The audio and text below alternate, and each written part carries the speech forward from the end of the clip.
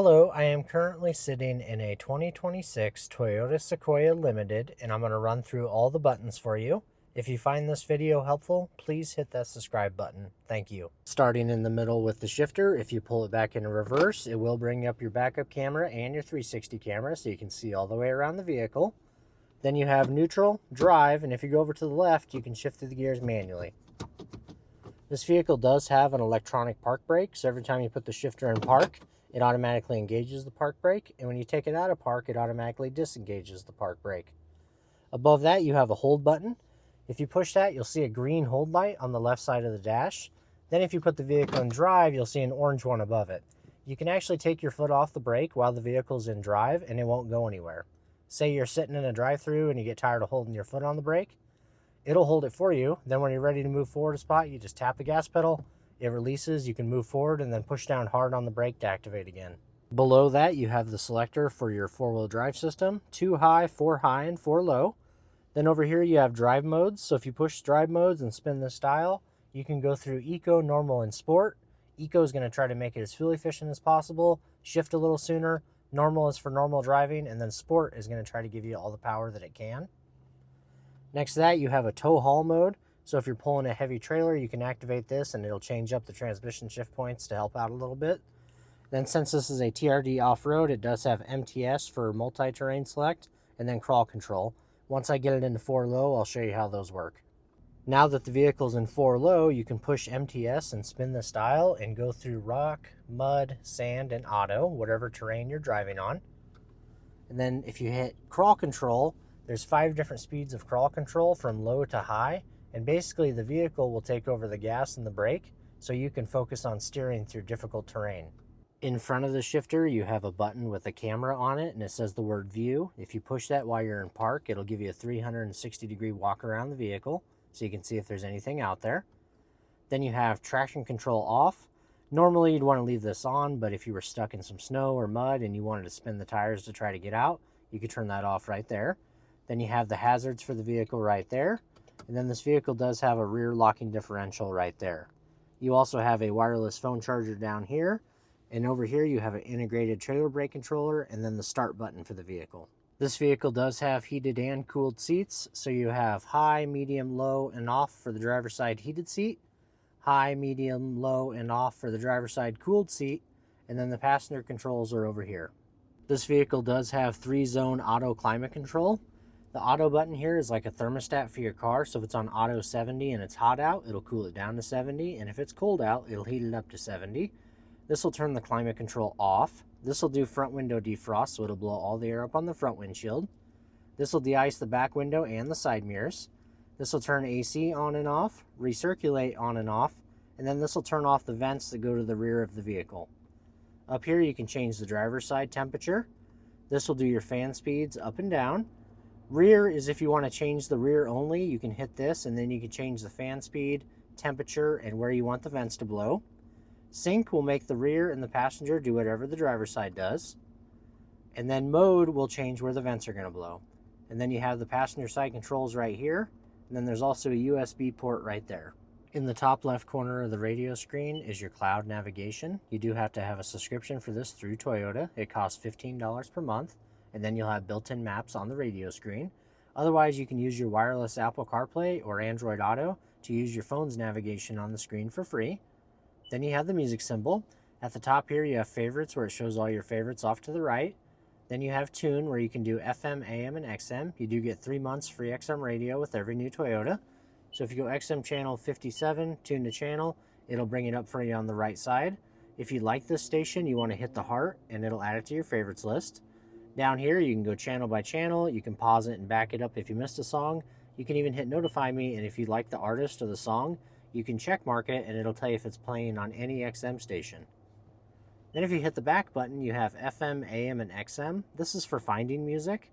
So if you hit XM and you want music and you want rock music, it'll give you all the rock stations off to the right here. The phone tab will just take you to your Bluetooth, Apple CarPlay, or Android Auto, so you can have all your contacts on the screen. The vehicle tab, you could do trip information like range to empty and miles per gallon that you've been getting. You can also do vehicle alert where it'll tell you if there's anything wrong with the vehicle. Finally, you have the settings tab where you can log into your profile, adjust the date and time, make all kinds of different vehicle customizations.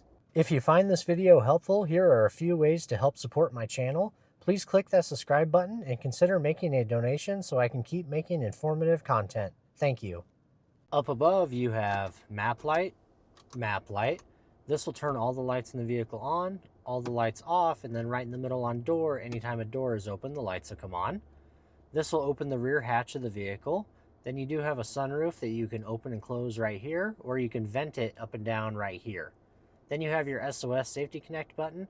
So if you get a flat tire, have some sort of emergency, you can push this, it'll call Toyota and they can send help your way. Then this vehicle does have home link, so you have 1, 2, and 3 different garage door openers right here. So you can sync your garage door remote and use these instead. And then you do have an auto dimming rear view mirror that you can turn on and off right here. Behind the steering wheel is the wipers. If you go up to mist, it'll do one swipe and then back to off. One click down is a delayed setting where you can adjust the delay time right there. Then you have low and high. If you pull this lever towards you, it'll spray and clean the front window. If you push it away from you, it'll spray and clean the back window. And then if you twist the end here, there's a delayed setting and an on for the back wiper. Over here for the headlights, you can go all the way down to DRL off, which is daytime running lights off, no lights at all. Most people leave it on auto, they turn on and off on their own. Otherwise, there's park lights and headlights. Forward for high beam, back for low beam, then you can turn the fog lights on and off right here. On the right side of the steering wheel, you have mode, which will go through AM, FM, XM, Bluetooth music, all your sources. Or if you hold this down for a few seconds, it'll pause the radio. Then these arrows will go through your favorite radio station presets, or if you're listening to like Amazon Music or something, it'll do next song and back a song. Then this vehicle does have adaptive cruise control. So basically, if you're driving down the highway with the cruise control set at 70 miles per hour, and you come up on a car going any slower, it'll automatically sense that car, slow down, and match their speed. To set that, you turn on the cruise control by hitting this button. It'll say radar cruise control active. Then when you get to the speed you want to set it at, you push down to set. It'll say set at 70 miles per hour up on the dash. If you want to bump it up to 72, you can go 1, 2. If you want to go back down to 70, you can go 1, 2. If you want to cancel the cruise control, you can hit cancel or tap the brake pedal. Then you do have a zone selector right here, so you can choose 3, 2, and 1, and that's how close it'll follow the vehicle in front of you. And then this vehicle does have lane trace assist. So basically, if you're driving down the highway with the cruise control set, it'll look ahead at the lines in front of you and try to keep the vehicle perfectly centered. If you don't like that, you can turn it on and off right here. On the left side of the steering wheel, you have volume control for the radio. Next to that, you have a voice command button. Tune to XM channel 57. Tuning to Sirius XM channel 57. Or if you hold this down for a few seconds, it'll bring up your Siri or Google Assistant so you can make phone calls, text messages, things like that. Then you have the left, right, up and down arrow. That's for customizing the center display. So you can go right and left through all those top tabs, and then you can go up and down through those side tabs. So there's some different fuel economy stuff, a compass, what's playing on the radio station, vehicle information like trailer brake controller, blind spot, trip distance and time, settings for all your safety equipment you can turn on and off, and then messages where it'll tell you if there's anything wrong with the vehicle. Above that, there's a phone.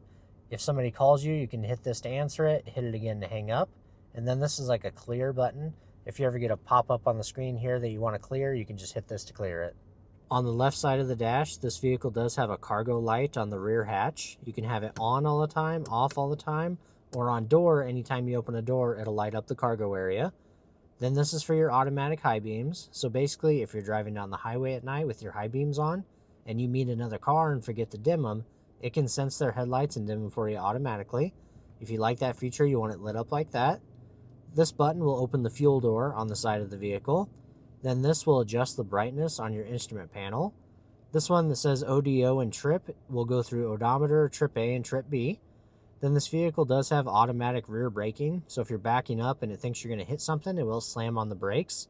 This is important to turn off if you're pulling a trailer, because if you're backing that trailer up, it's going to think you're going to hit something and keep slamming on the brakes. Then you do have your heated steering wheel right here, and then AC 120 volt will turn on the outlet in the back of the vehicle. Finally, on the driver door, you have all 4 window controls. They are all one-touch auto up and down, so if you give it a quick push, it rolls all the way down. And if you lift up real quick, it'll roll all the way back up. Above that, you have your window locks. So if you activate this, nobody in the vehicle can roll their windows up or down. Then you can lock and unlock the doors right there.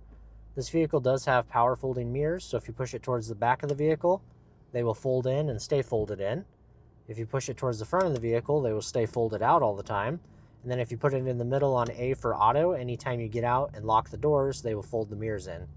For adjusting the mirrors, you just twist this to the left, move the left mirror around, twist it to the right, move the right mirror around, and then if you put it back in the center, if you bump it, it won't go anywhere.